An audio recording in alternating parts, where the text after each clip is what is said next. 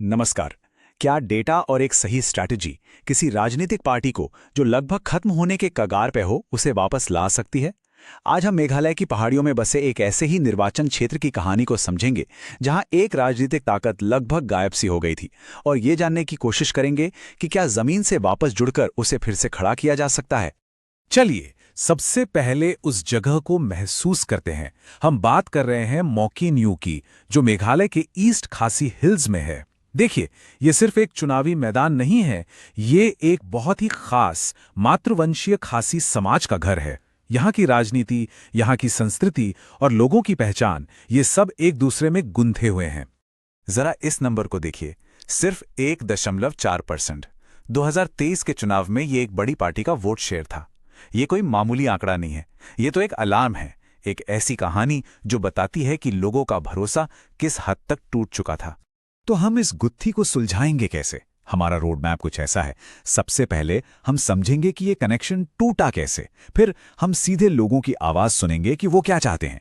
इसके बाद हम चुनावी नंबरों को बारीकी से देखेंगे, उम्मीदवार की ताकत और कमजोरी को परखेंगे, और फिर एक ठोस वापसी की योजना पर नजर डालेंगे। और आखिर में हम ये देखेंगे कि ये सब एक बेहतर शासन के वादे से कैसे जुड़ता है। चलिए शुरू करते हैं। तो हमारा पहला पड़ाव है कनेक्शन टूटने की कहानी। यहां हम ये जांचेंगे कि कैसे एक कभी मजबूत रही राजनीतिक पकड़ वक्त के साथ ढीली पड़ती गई और उसका आधार कैसे खिसक गया। ये टाइमलाइन देखिए, ये अपने आप में एक पूरी कहानी है, एक गिरावट की कहानी। सिर्फ 10 साल के अंदर वोट शेयर 22.5% से फिसलकर सिर्फ 1.4% पर आ गया। ये सिर्फ गिरावट नहीं, ये तो एक राजनीतिक जलजला है। सबसे बड़ा सवाल यही है, आखिर ऐसा हुआ क्यों? और इसका जवाब कहीं बाहर नहीं है। जवाब छिपा है यहाँ की मिट्टी में, यहाँ के लोगों में। खिंद्रियम खासी, ये यहाँ का प्रमुख आदिवासी समुदाय है। उनका समाज, उनका आपसी विश्वास, यही यहाँ की राजनीति की असली नींव है। और जब ये विश्वास चटकता है ना, तो चुनावी नतीजे बिखर जाते हैं। और यहीं पर एक बहुत बुनियादी बात याद रखनी होती है। पब्लिक लाइफ में बात करने का मतलब सिर्फ बोलना नहीं होता, ये एक जिम्मेदारी है। आपकी बात में जानकारी होनी चाहिए और हर नागरिक के सम्मान का ध्यान रखना जरूरी है। जब ये संवाद टूटता है, जब लोगों को लगता है कि उनकी बात नहीं सुनी जा रही, तो भरोसा भी टूट जाता है। यही मॉकेनेरियो की कहानी का एक बहुत अहम हिस्सा है। तो ठीक है, हमने आंकड़ों का गिरना तो देख लिया, लेकिन इन आंकड़ों के पीछे हैं कौन? असली लोग, उनकी उम्मीदें, उनकी परेशानियां। तो चलिए पार्टियों को एक तरफ रखते हैं और सीधे लोगों की आवाज सुनते हैं, जानते हैं कि मॉकेनेरियो के लोग असल में चाहते क्या हैं। ये स्लाइड हमें राजनीति के शोर से दूर ले जाती है और जमीनी हकीकत दिखाती है। सड़क, बेरोजगारी, बिजली और पानी, ये सिर्फ चुनावी वादे नहीं हैं, ये लोगों की रोज की जिंदगी के संघर्ष हैं। सर्वे साफ साफ दिखाता है कि सबसे बड़ी चिंता टूटी फूटी सड़कें और नौजवानों के लिए नौकरियों की कमी है। चलिए अब फिर से आंकड़ों पर लौटते हैं, लेकिन इस बार एक अलग नजरिए के साथ। हम 2023 के नतीजों की वजह को समझने के लिए एक जासूस की तरह इन नंबरों की जांच करेंगे, एक एक सबूत को परखेंगे।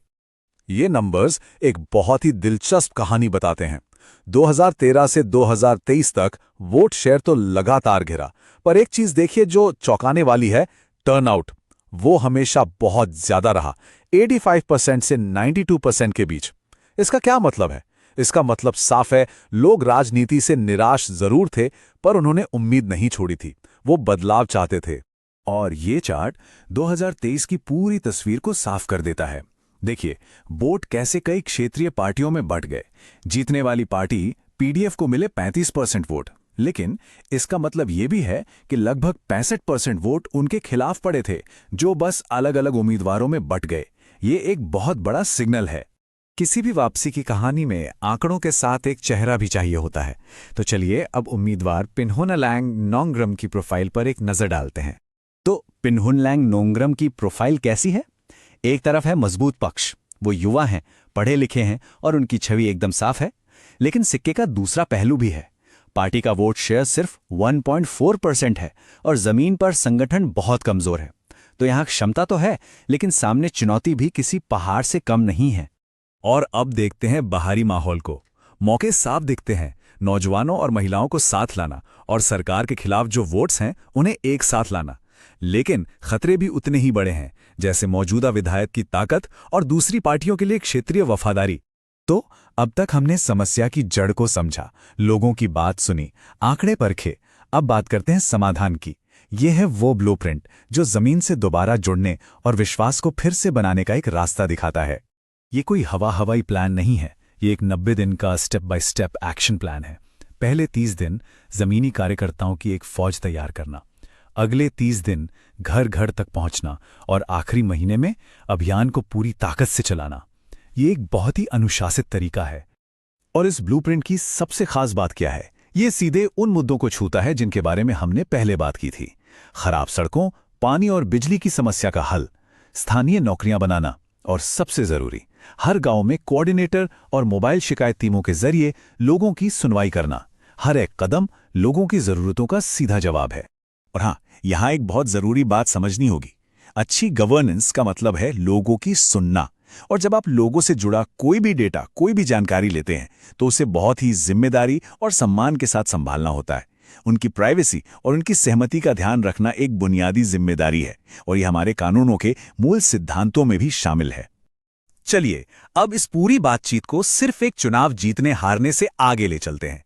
बात करते हैं एक बड़े मकसद की, एक ऐसे शासन की जो लगातार लोगों के लिए काम करे। तो आखिर में बात बस इतनी सी है, असली मकसद सिर्फ एक चुनाव जीतना नहीं होता, बल्कि सेवा करने का हक कमाना होता है। क्योंकि यही वो जनादेश है जो लंबे समय तक टिकता है। डेटा और स्ट्रैटेजी, ये सब उसी विश्वास को बनाने के तरीके हैं, मंजिल नहीं।